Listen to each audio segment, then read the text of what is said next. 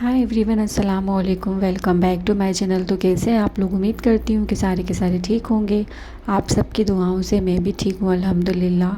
तो जी अम्मी के यहाँ गई थी कुछ दिन पहले रुकने के लिए, और हस्बैंड चले गए थे जमात में, तो उन्होंने मुझे 3 दिन के लिए अम्मी के यहाँ छोड़ दिया था। अम्मी के यहाँ गई तो अम्मी बोली कि खाली हाथ बिल्कुल भी अच्छे नहीं लग रहे, थोड़ी सी चूड़ी वगैरह डाल लो हाथ में तो अच्छी लगेगी। बारिश का मौसम था तो मैंने ग्रीन सूट पहना हुआ था, ग्रीन सूट के साथ मैंने रेड और ग्रीन चूड़ियाँ भी डाल ली थी। और साथ में मैंने अम्मी से भी बोला कि अम्मी आप भी चूड़ियाँ पहन लो। पता नहीं किस टेंशन में थी तो सारी चूड़ियाँ उतार कर घूम रही थी माशाल्लाह। नहीं तो मेरी अम्मी बहुत ढेर ढेर सारी चूड़ी पहनने की शौकीन है और उनके हाथों में अच्छी भी लगती हैं। उसके बाद मैंने एक टिकिया भी लगा ली थी अपने हाथ पे। बहुत दिनों से मेरा मन कर रहा था कि मैं टिकिया वाली मेहंदी लगाऊं, तो यहाँ पे मेरी टिकिया थोड़ी सी आड़ी तिरछी भी हो गई थी और कलर कुछ ऐसा आया था उसका। उसके बाद जो है हम लोग डिस्कस कर रहे थे कि हम खाला के यहाँ चलेंगे, काफ़ी टाइम से खाला के यहाँ नहीं गए। तो नेक्स्ट डे था और यहाँ पर हम जा रहे हैं खाला के यहाँ, और ये संडे का दिन था। मेरी खाला की बेटी से भी मैं काफ़ी टाइम से मिली नहीं थी, काफ़ी अरसा हो गया था हमें मिले हुए। तो मैंने सोचा कि आज चलते हैं। तो यहाँ पे मौसम बहुत ज़्यादा अच्छा हुआ था, खूबसूरत सा मौसम था, बारिश हो रही थी। हालांकि जब हम घर से निकले थे तो बिल्कुल भी ऐसा बारिश का मौसम नहीं था, बस धूप नहीं निकली थी, अच्छा सा खिला खिला मौसम था। लेकिन जैसे ही हम आधे रास्ते में आए ना, तो अच्छी तेज़ वाली ज़ोरों की बारिश होने लगी। और देख सकते हैं यहाँ पर संडे का बाज़ार भी भरा हुआ था रास्ते में, और बहुत अच्छा लग रहा था। तो अम्मी और हम दोनों ही गए थे, और अम्मी के साथ आज मैं बहुत दिन बाद कहीं जा रही थी। और माँ बाप को अल्लाह ताला सही सलामत रखे। जब ये हमारे साथ होते हैं ना, तो हमें थोड़ा सा वो नहीं होता इनका, मतलब हमें लगता है कि साथ ही तो हैं हमारे। लेकिन जब ये हमसे दूर हो जाते हैं ना, तो हमें वाकई लगता है कि माँ बाप का हाथ होना, भले ही कुछ ना हो, भले वो हमें सपोर्ट ना करते हों किसी भी चीज़ से, लेकिन उनका होना ही एक बहुत बड़ी चीज़ होती है। उसके बाद रास्ते में बारिश होने लगी थी, तेज़ बारिश, और हम लोग जा रहे थे ऑटो रिक्शा में, और पूरा आसपास से पानी भी अंदर भरने लगा था। और बस जाते जाते आप लोगों से बहुत सारी बातें भी करना थी। तो यहाँ पे हमारा सफ़र भी शुरू हो गया है जाने के लिए, और ज़िंदगी का सफ़र भी चल ही रहा है। किसी की ज़िंदगी बहुत अच्छे से गुज़र रही है, कोई इतना ज़्यादा खुश नसीब है, इतना ज़्यादा खुश नसीब है कि अल्लाह ताला ने हर चीज़ से नवाजा हुआ है। तो कोई एक एक मतलब किसी के पास समंदर है तो कोई एक कतरा बूंद को तरस रहा है। अल्लाह ताला ना कभी कभी इंसान के मुकद्दर में तकलीफ़ें लिख देते हैं, क्योंकि अल्लाह ने पैदा होने से पहले ही इंसान का मुकद्दर जो है वो लिख दिया है। और सिवाय दुआ के कोई भी चीज़ इसे बदल नहीं सकती। लेकिन कभी कभी ना हम इतनी दुआएं मांग रहे होते हैं कि अल्लाह ताला हमारा नसीब बदल दे, हमारे साथ जो चीज़ें हो रही हैं इन चीज़ों को बदल दे, लेकिन वो चीज़ें बदल नहीं रही होती, क्योंकि अल्लाह ताला ने उनका नेमो बदलना आपके लिए आखिरत में रखा होता है।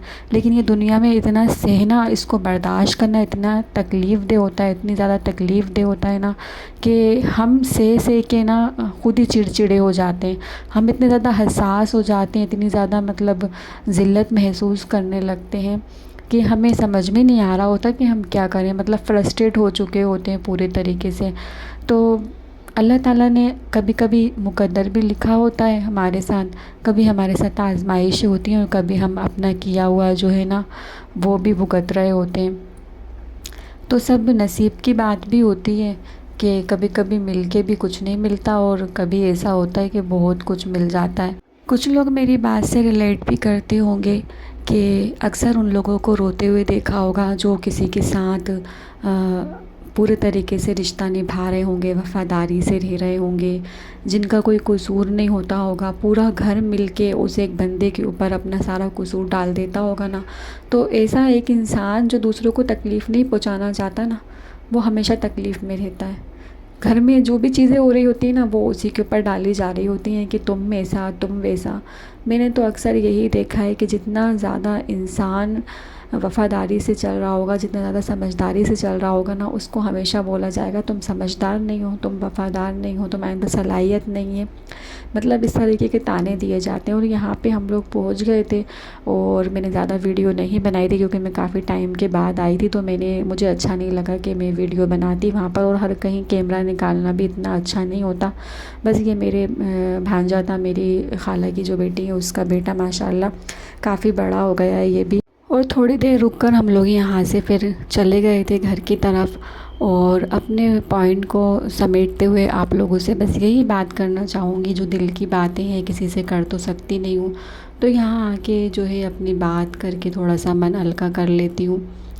बस यही बात है कि दुनिया में जो इंसान सबसे सीधा दिख रहा होगा ना, जिसकी गर्दन सबसे ज़्यादा पतली दिख रही होगी, बस लोग आके वही पकड़ लेते हैं। और जो जितना चालाक होगा, जितनी चालाकी से चल रहा होगा, जितना ज़्यादा चापलूस होगा ना घर के अंदर, वो मतलब दोनों दियों में भी तेल दे रहा होगा ना, वो आपके साथ भी अच्छा होगा, दूसरे की बुराई आपसे कर रहा होगा, फिर दूसरे के साथ भी अच्छा होगा, आपकी बुराई उससे कर रहा होगा। पूरे घर में जिसने मतलब जिसको सब अच्छा अच्छा बोल रहे होंगे ना, समझ जाओ सबसे ज़्यादा वही शातिर है। क्योंकि हज़रत अली ने भी फरमाया है, सबका दोस्त किसी का दोस्त नहीं। मतलब जो सबके साथ दोस्त बन के रहता है ना, वो सबसे ज़्यादा चापलूस होता है, वो चापलूसी के साथ और दिमाग से चल रहा होता है। और कभी कभी कुछ लोग ऐसे होते हैं जो भड़बड़े होते हैं। कुछ दो टाइप के लोग होते हैं ना दुनिया में, एक वो होता है कि जो चापलूसी कर रहा होता है, जो मीठा बन रहा होता है, और एक वो होता है जो मुंह पे बोलने वाला होता है, जिसको कुछ बात बुरी लगती है तो वो दिल में नहीं रखता, उसी वक्त बोल देता है। तो जो बोल देता है ना, वो सबको दिख रहा होता है कि वो बुरा है। हालांकि ऐसी बात नहीं है कि जो चापलूसी कर रहे होते हैं वो इतने ज़्यादा सीधे हो रहे होते हैं कि किसी को दिख ही नहीं रहे होते कि वो बुरे हैं। सम टाइम वो ऐसे अल्फाज बोल रहे होते हैं, बदतमीज़ी कर रहे होते हैं, धड़ल्ले से रह रहे होते हैं। मतलब जितने ज़्यादा फुहड़ लोग होते हैं ना, उतनी ज़्यादा उनकी वैल्यू होती है लाइफ में। लोग उनको इम्पोर्टेंस दे रहे होते हैं, उनको अच्छा बोल रहे होते हैं। जितनी ज़्यादा आप समझदारी से, जितनी ज़्यादा सलाहियत से आप चल रहे होगे, इतना ज़्यादा आप तमीज़ के साथ रह रहे होगे, रिश्ते निभा रहे होगे, आप उतना ही लोगों को बुरे लग रहे होगे। मतलब दुनिया का जो हिसाब किताब, जो निज़ाम है ना, लोगों की नज़र में वो उल्टा ही है। अल्लाह ताला ने तो कुछ और ही बनाया है इसका निज़ाम, लेकिन लोग अपने तरीके से ये बना रहे हैं कि अच्छे इंसान को, सच्चे इंसान को सारे मिलकर दबाओ, उसको सताओ और उसे इतना ज़्यादा फ्रस्ट्रेट कर दो कि वो आप पे चीखने लगे, शाउट करने लगे, फिर वो आप सबकी नज़रों में बुरा बन जाए। और जो चापलूस हो गए, जो चापलूसी कर रहे हैं ना, वो सबके सामने अच्छे हैं। मतलब वो बहुत अच्छे हैं, भले ही चाहे वो बदतमीज़ हों, भले ही चाहे वो फूहड़ हों, भले ही चाहे वो अपने सास ससुर को या घर वालों को जो है अपने इशारों पे नचा रहे हों।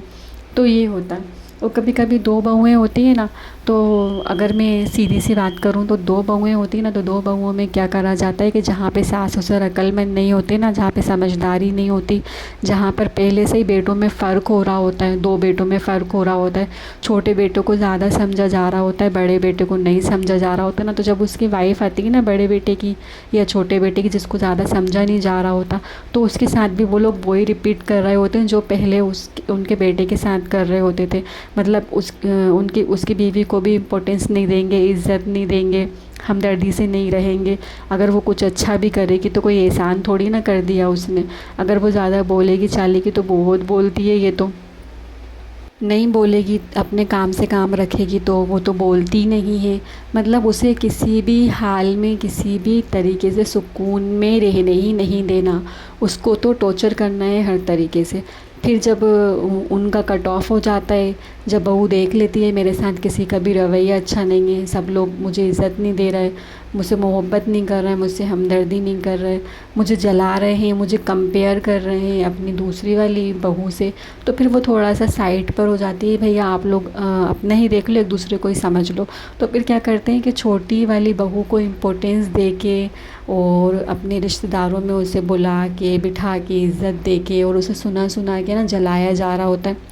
तो ये ना मुझे नहीं लगता हर एक घर की कहानी होगी, ये उन्हीं घरों की ही कहानी है जहाँ पे बहुओं को समझा नहीं जाता, जहाँ पर सास ससुर जो है ना वो समझदार नहीं होते। और इसमें ज़्यादा गलती सास ससुर की भी नहीं है, इसमें सबसे ज़्यादा गलती होती है हस्बैंड की, सबसे ज़्यादा गलती होती है हस्बैंड की। क्योंकि अपने बेटे की कमज़ोरियाँ माँ बाप को पता होती हैं कि मेरा बेटा कहाँ कमज़ोर है, उनको पता होता है कि ये कहाँ पे कमज़ोर है। ये अगर मैं इसकी बीवी के साथ बुरा बर्ताव कर लूँगा या बुरा बर्ताव कर लूँगी, देवरानी सोचे, देवर सोचे या सास या ससुर सोचे, तो वो कुछ नहीं कर लेगा, वो उल्टा इसी को दबाएगा आके, वो इसी को थप्पड़ लगाएगा, इसी को गाली देगा, इसी को टोच टोच के रखेगा। और ऐसा होता भी है जहाँ पर वो बेटा अपना मुंह नहीं हिला पाता ना, तो वो क्या करता है कि अपने बाप को तो दबा नहीं सकता, अपनी अम्मा से तो बदतमीज़ी कर नहीं सकता, अपनी बहू से तो कुछ कह नहीं सकता, क्योंकि वो उनकी लाडली होती हैं। अक्सर कुछ जेठ ऐसे होते हैं कि उनकी बहू से बहुत ज़्यादा बन रही होती है, कुछ भावजी ऐसी होती हैं जिनकी देवर से बहुत ज़्यादा बन रही होती है। लेकिन अल्हम्दुलिल्लाह मैंने ऐसा कोई काम नहीं करा, मैं अपने हुदूद में रहती हूँ, मैं कभी भी देवर से ज़्यादा फ्री नहीं होती। मुझे पता है कि इस्लाम में देवर से ज़्यादा फ्री होना जायज़ नहीं है। लेकिन कुछ लोग ऐसे होते हैं ना जो अपने जेठ से ज़्यादा फ्री हो रहे होते हैं, देवर से ज़्यादा फ्री हो रहे हैं, जेठ उनसे ज़्यादा फ्री हो रहा होता है। तो फिर क्या होता है कि वो बहू तो उनकी लाडली होती है, तो फिर वो अपनी बीवी को ही दबा रहे होते हैं कि तुम्हें समझदारी से रहना है, तुम्हारे अंदर सलाहियत नहीं है। तो सारे लोग मिलके ना एक बंदे को टारगेट कर रहे होते हैं, सारे के सारे। अब सबको पता है कि ये जो इसका शौहर है ना, ये तो इसकी बात में आने वाला है नहीं। अगर ये कसम भी खा लेगी ना, तो वो तो इसी को गलत कहेगा है।